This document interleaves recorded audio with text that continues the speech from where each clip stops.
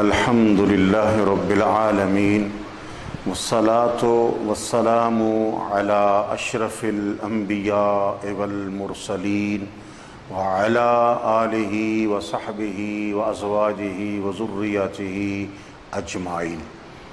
أما بعد، بسم الله الرحمن الرحيم.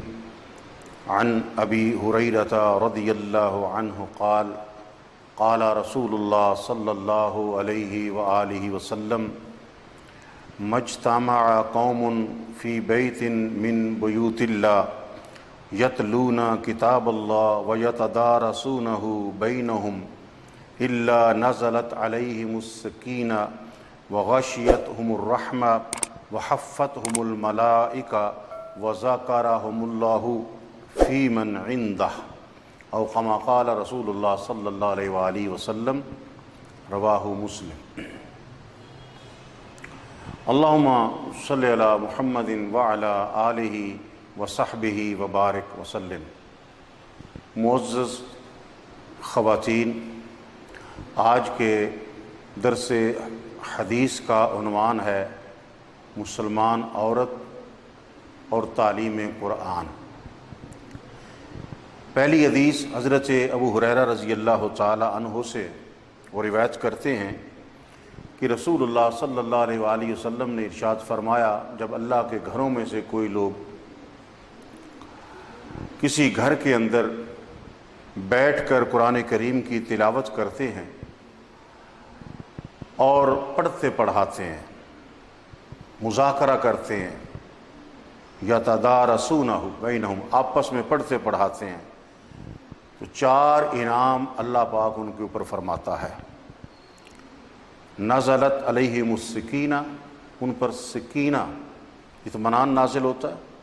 وغشیتہم الرحمہ، اللہ کی رحمت انہیں ڈھانپ لیتی ہے.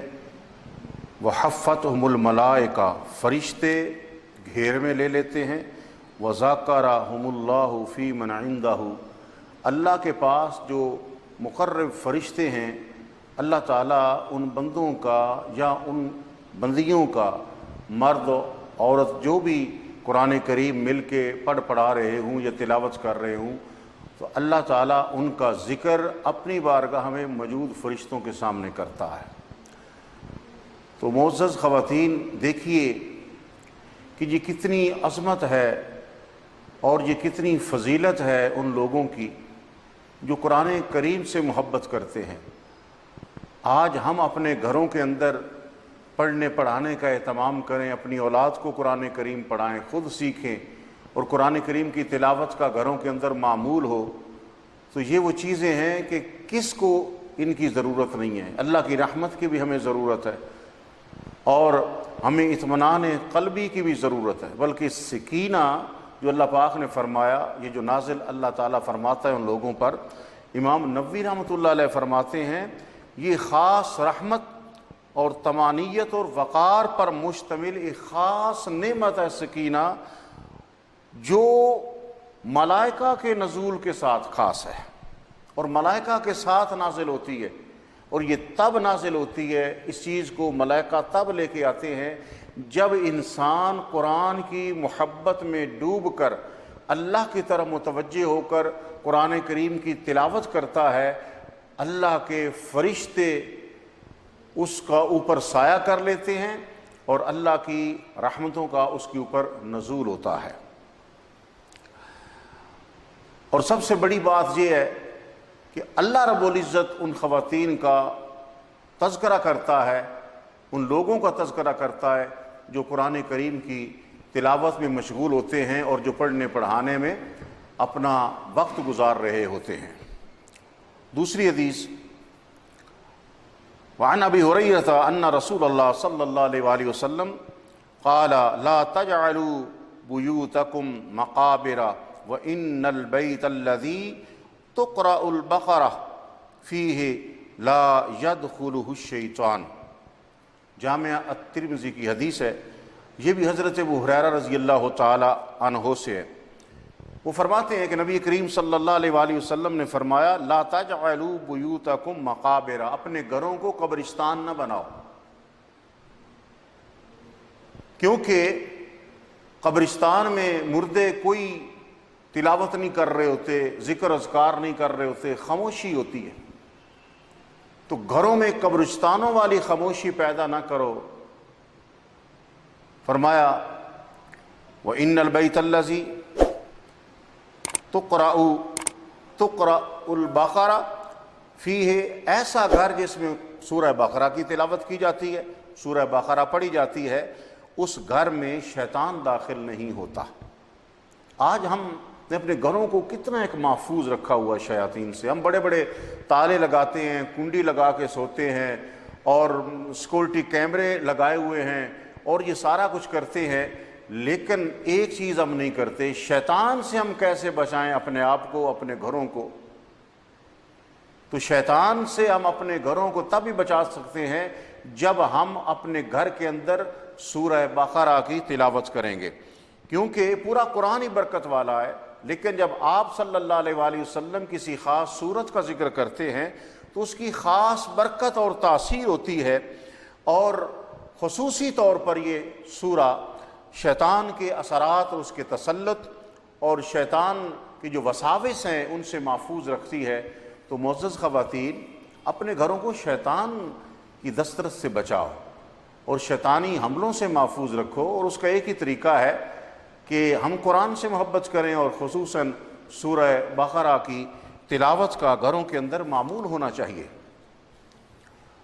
معزز خواتین،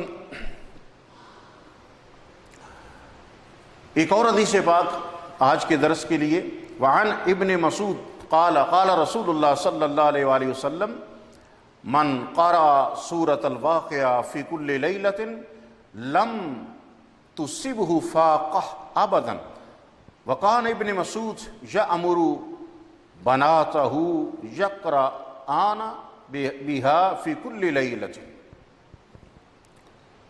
سنن بہقی کی حدیث پاک کہ حضرت ابن مسعود رضی اللہ تعالیٰ عنہ کہتے ہیں کہ نبی کریم صلی اللہ علیہ وآلہ وسلم نے فرمایا کہ جو شخص ہر رات کو سورہ واقعہ کی تلاوت کرتا ہے اسے کبھی فقر و فاقہ کی نوبت نہیں آئے گی، اس کے گھر میں فاقہ ختم ہو جائے گا۔ تو سورہ واقعہ ہمیں اپنے بچوں کو سکھانی چاہیے، خود سورہ واقعہ حفظ کرنی چاہیے، اور رات کو پڑھنے کا معمول ہونا چاہیے۔ دیکھیے صحابی رسول حضرت عبداللہ ابن مسعود نے آپ صلی اللہ علیہ وسلم سے سنا، تو پھر آپ نے کیا کیا؟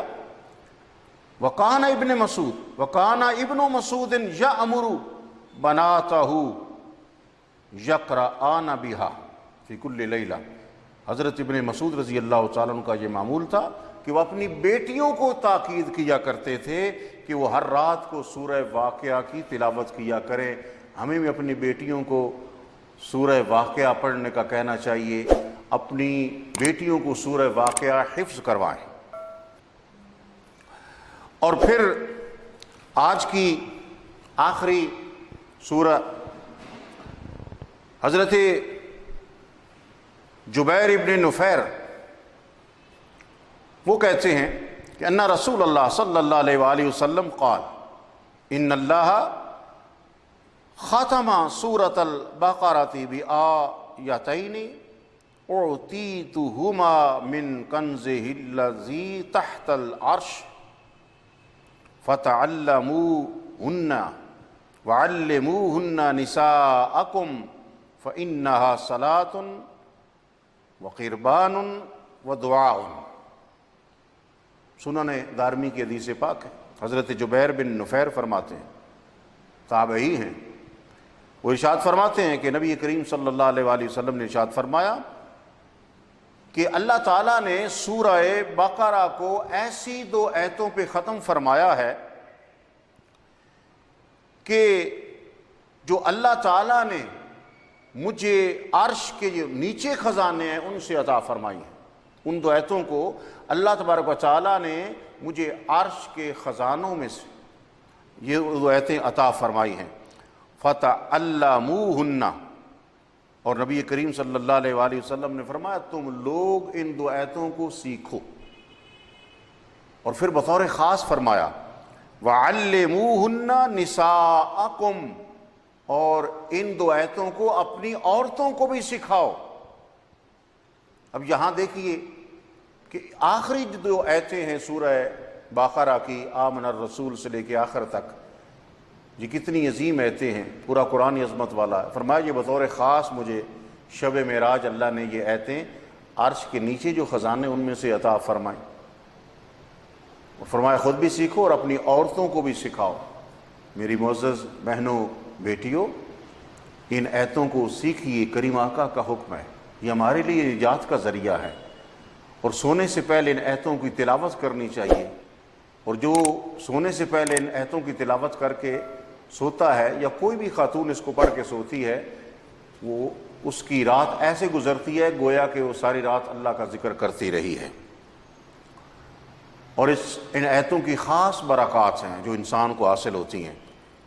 تو فرمایا فَإِنَّهَا صَلَاتٌ، یہ آیتیں اللہ کی رحمت ہی رحمت ہے، وَقِرْبَانٌ، اور اللہ کے قریب ہونے کا ذریعہ ہیں، وَدُعَاءٌ، اور بڑی جامع دعا ہے۔